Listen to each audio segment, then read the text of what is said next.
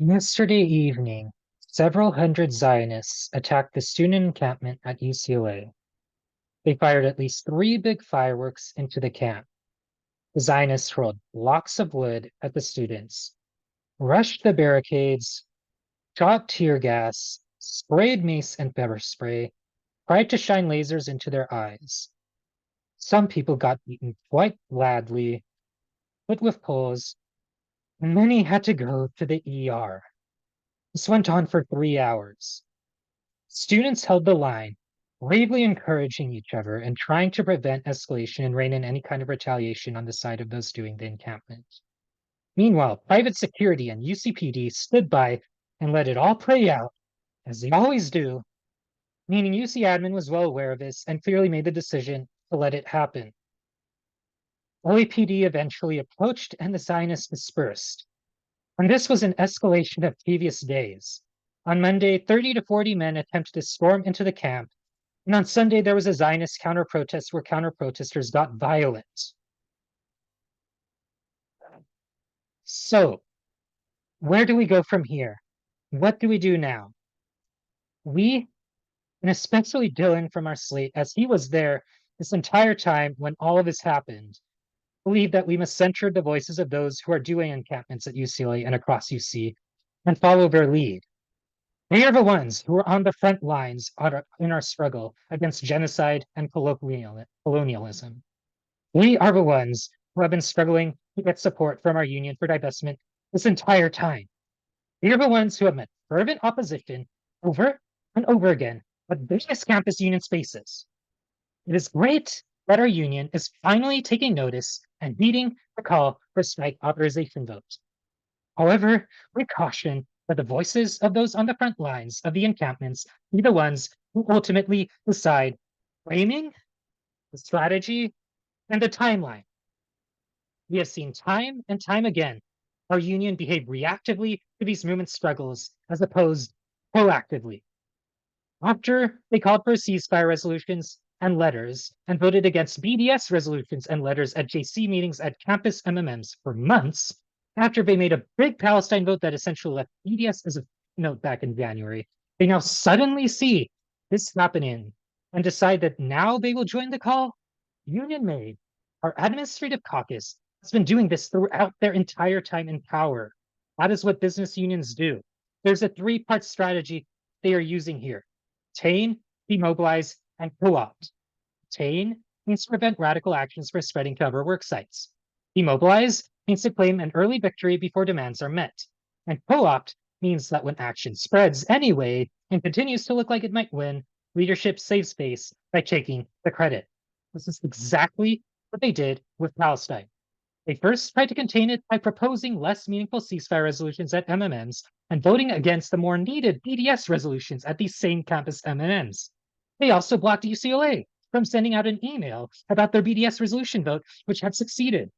Then they decided to demobilize when they saw this wasn't working. They did this by doing a statewide vote on so many contradictory Palestine positions, including BDS, that ultimately is up to one's subjective opinion whether we as a local have actually had a BDS vote in January. This has caused a lot of demobilization for workers fighting for BDS in our union. And now they are finally at the point of co-opting. They did not join the encampments from the get-go. Only now, with violence escalating, with workers screaming into their ears about the importance of this, do they finally heed our call for a strike over this. They see where the wind is blowing, and now, after much opposition over many months, do they finally decide that they will do something substantial. That is, in essence, the definition of a reactionary union, one that will only take action after so much pressure has been built and so much pain has been caused. One that will only take action after trying to block action multiple times before finally giving in. They did this with the Wildcat strikes in 2020. First, they did not make any announcements or spread the word about them when they started. Then they sent a letter to the Wildcat strikers at Santa Cruz threatening them to stop. And finally, when they saw how popular it was, they co-opted it by purchasing a domain that Santa Cruz workers were going to purchase for the Wildcat strike. There are many examples of this throughout union history. The same thing with one member, one vote. WAPA had initially voted against that when it was first brought to the Joint Council, then gained popularity, and suddenly him and his caucus did a 180 shift on the issue. Now it looks as though they always supported it. Why does it matter? It's simple. When you are reactive to issues, that means that people suffer while you're busy making up your mind on whether to do something about it. Take what is happening right now. Wouldn't it be great if cops were not on campus right now? If armed police was not around to threaten or kill campus protesters? We could have had that in our article language if we had taken cops off campus seriously as a contract demand during the 2022 strike and contract cycle. But instead, they mostly ignored that article throughout and even removed it from the bargaining tracker after the fact. What happened last summer in San Diego with cops arresting armed protesters would have been avoided too. In fact, these workers at the UCLA encampment even have cops off campus as one of their demands alongside divestment because it is so important for our ability to protest. But we cannot expect these things from a reactive union, only a proactive one that centers the voices of the workers affected most, the most marginalized. Our slate has been consistent throughout our entire organizing histories on being proactive on issues. I have not stopped fighting for COVID protection since day one, and have not waited for public opinion to join the right side on this. Lewin was at the UCLA encampments from day one. Even though he was running for a position, he knew that that was more important right now. Mary, from day one, has been fighting for COVID protections, for disability justice, for Palestinian liberation. Dagmar, from day one, has been fighting for Palestinian liberation. We do not care if public opinion hasn't reached our marginalized issues yet to decide whether to do something about them. We just do it because centering marginalized voices is what matters in a respectful union that's trying to actual change for the better.